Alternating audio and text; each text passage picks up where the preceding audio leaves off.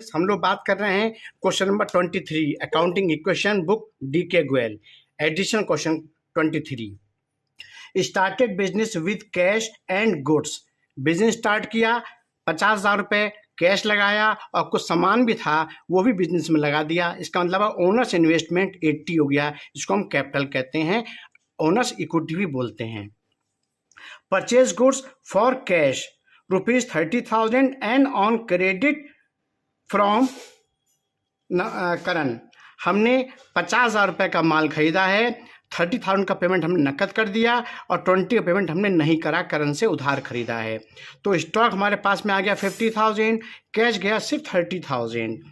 Capital पे कोई फर्क नहीं पड़ा, एक लायबिलिटी जनरेट हो गई 20,000 क्रेडिटर्स की। तो अब स्टेटस ये है, we are having cash 20,000, stock 80,000, capital 80,000 और creditors 20,000। Goods costing ₹40,000 sold for ₹55,000।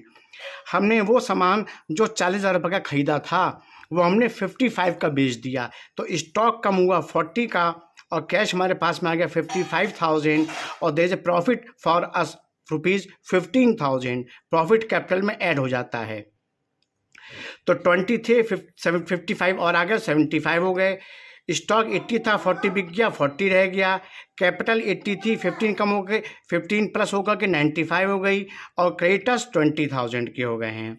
With cash for withdrew cash for personal use, घर के लिए 10,000 रुपये निकाले। तो कैश में से कम हुए 10,000 रुपये, स्टॉक में कोई फ़र्क नहीं पड़ेगा और कैपिटल 95 की थी, 10 उसमें से कम हो गए। तो कैश से कम हुए और कैपिटल से कम हुए। हमारी इक्वेशन है, we are having cash 65,000, stock 40,000, capital 85,000 और creditors 20,000। Rent outstanding, rent outstanding मतलब क्या हुआ कि हम सर्विसेज ले चुके हैं तो खर्चा तो हो गया ऐसा माना जाएगा। तो हम कैपिटल से कम करेंगे और 2,000 रुपये देना बाकी हैं तो एक आउटस्टैंडिंग एक्सपेंस आपकी लायबिलिटी बढ़ गई है। तो this equal to this is the accounting equation. Assets are always equal to capital plus liability. खूब पढ़ें, खूब बढ़ें।